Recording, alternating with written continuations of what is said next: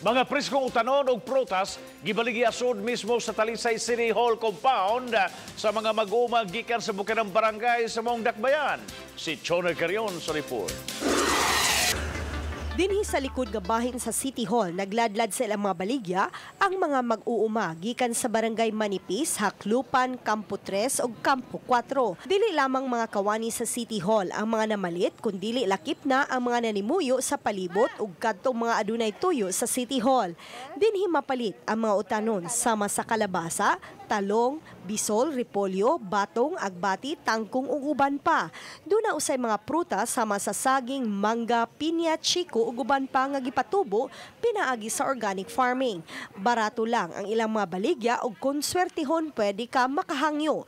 Gitugutan ang mga mag-uuma sa Dakbayan nga makapamaligya diha sa Talisay City Hall matag pizza 15 ug hinapos sa buwan. Barato ray kanina ang mga kuan kanang kay mito kanang taong Daghan sa mamalit, di ba?